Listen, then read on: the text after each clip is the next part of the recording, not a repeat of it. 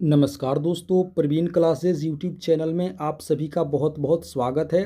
आज की एक और वीडियो हम लेकर आ गए हैं बिहार पुलिस कांस्टेबल 2025 परीक्षा के लिए अति महत्वपूर्ण सामान्य ज्ञान, सामान्य विज्ञान तथा हिंदी के प्रश्नों का। दोस्तों सभी प्रश्न सिलेक्टिवली हैं, एग्जाम ओरिएंटेड हैं, अतः आप लोगों से मैं एक रिक्वेस्ट करूंगा कि इस वीडियो को आप लोग अंत तक जरूर देखें, सभी प्रश्नों को अच्छे से समझें और याद करें।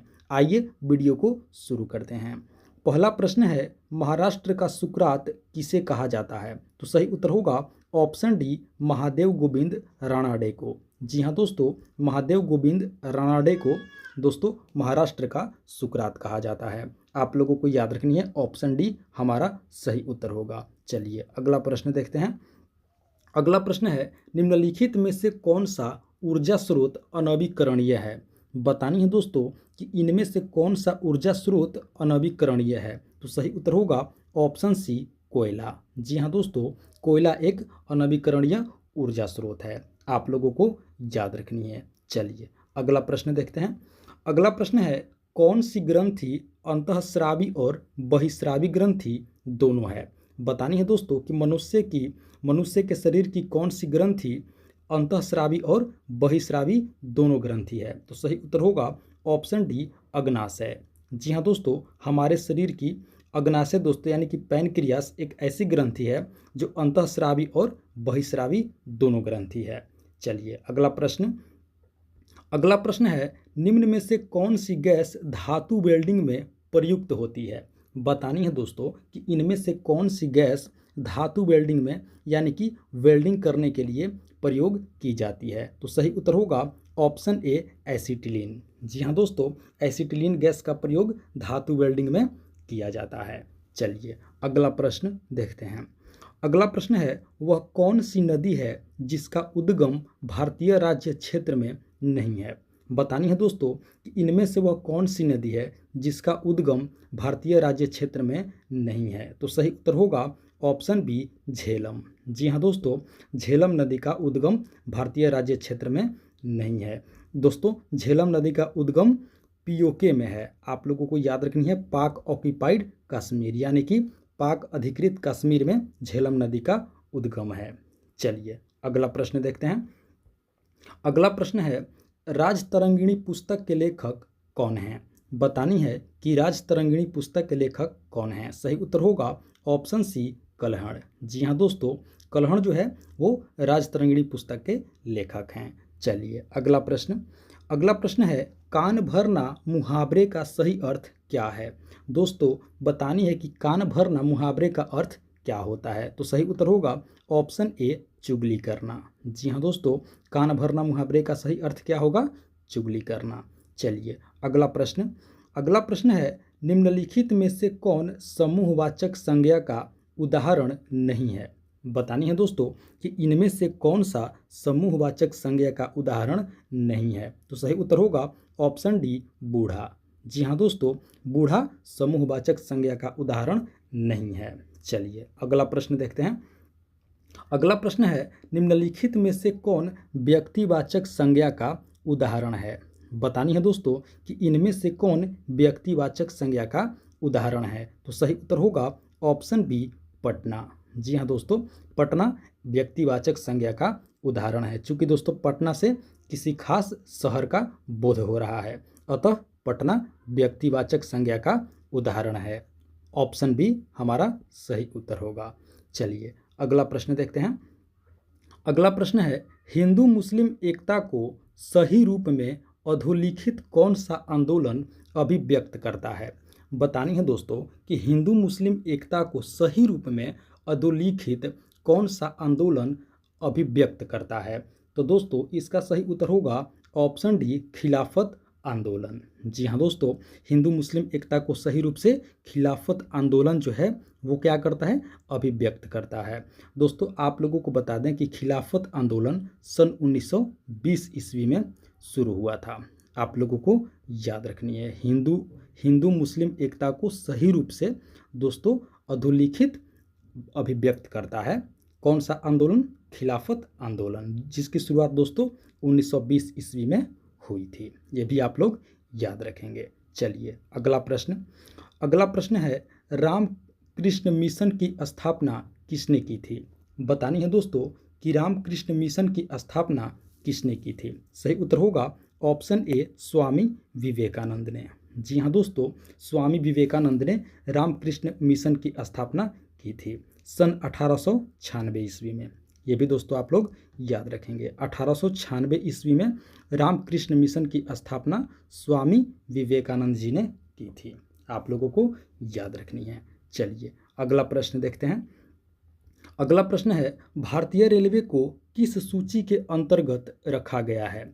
बतानी है दोस्तों कि इंडियन रेलवे जो है किस सूची के अंतर्गत इसको रखा गया है। तो सही उत्तर होगा दोस्तों ऑप्शन ए, संघ सूची। जी हाँ दोस्तों, भारतीय रेलवे को संघ सूची के अंतर्गत रखा गया है। चलिए अगला प्रश्न देखते हैं। अगला प्रश्न है, सर्वोत्तम कोयले का कौन सा प्रकार का होता है? बतानी है दोस्तों कि सर्वोत्तम कोयला कौन सा प्रकार का होता है, यानी कि दोस्तों कोयले का जो सुपर क्वालिटी है यानी कि अति उत्तम क्वालिटी है वो कौन सी क्वालिटी का होता है? तो सही उत्तर होगा ऑप्शन ए, एंथ्रासाइट। जी हाँ दोस्तों, एंथ्रासाइट प्रकार के जो कोयले होते हैं वो सर्वोत्तम क्वालिटी के कोयले होते हैं। आप लोगों को याद रखनी है ऑप्शन ए, एंथ्रासाइट। चलिए अगला प्रश्न देखते हैं। अगला प्रश्न है, उलगुलान विद्रोह किससे जुड़ा था? बतानी है दोस्तों कि उलगुलान विद्रोह किनसे जुड़ा था? तो सही उत्तर होगा ऑप्शन डी, बिरसा मुंडा से। जी हाँ दोस्तों, उलगुलान विद्रोह का संबंध बिरसा मुंडा से है। चलिए अगला प्रश्न। दोस्तों अभी तक आप लोगों ने वीडियो को एक लाइक नहीं किए हैं तो वीडियो को एक लाइक कर दीजिए और साथ ही साथ हमारे चैनल प्रवीण क्लासेस को आप लोग ज़रूर सब्सक्राइब कीजिए। चलिए अगला प्रश्न देखते हैं। अगला प्रश्न है, जिंदगीनामा उपन्यास किनके द्वारा रचित है? बतानी है दोस्तों कि जिंदगीनामा उपन्यास किनके द्वारा रचित है? तो दोस्तों सही उत्तर होगा ऑप्शन ए, कृष्ण सोबती। जी हाँ दोस्तों, कृष्ण सोबती जिंदगीनामा उपन्यास के रचयिता हैं। आप लोगों को याद रखनी है ऑप्शन ए, कृष्ण सोबती। चलिए अगला प्रश्न। अगला प्रश्न है, कार्क कोशिकाओं की भित्ति पर जमे हुए पदार्थ को क्या कहा जाता है? दोस्तों कार्क कोशिकाओं की भित्ति पर जमे हुए पदार्थ को क्या कहा जाता है? तो सही उत्तर होगा ऑप्शन डी, लिग्निन। जी हाँ दोस्तों, कार्क कोशिकाओं की भित्ति पर जमे हुए पदार्थ को लिग्निन कहा जाता है। आप लोगों को याद रखनी है ऑप्शन डी हमारा सही उत्तर होगा। चलिए अगला प्रश्न देखते हैं। अगला प्रश्न है, जिन की खोज किसने की थी? बतानी है कि जिन की खोज किसने की थी? तो सही उत्तर होगा ऑप्शन ए, जोहानसन ने। जी हाँ दोस्तों, जोहानसन ने जिन की खोज की थी। आप लोगों को याद रखनी है। चलिए अगला प्रश्न देखते हैं। अगला प्रश्न है, कर्क रेखा तथा मकर रेखा के बीच के क्षेत्र को क्या कहा जाता है? दोस्तों बतानी है कि कर्क रेखा तथा मकर रेखा के बीच के क्षेत्र को क्या कहा जाता है? तो सही उत्तर होगा ऑप्शन सी, उष्ण कटिबंध। जी हाँ दोस्तों, उष्ण कटिबंध कहा जाता है कर्क रेखा तथा मकर रेखा के बीच के क्षेत्र को, उष्ण कटिबंध। ऑप्शन सी हमारा सही उत्तर होगा। चलिए अगला प्रश्न देखते हैं। अगला प्रश्न है दोस्तों, जिसको प्राप्त करना बहुत कठिन हो, वाक्यांश के लिए सही शब्द क्या होगा?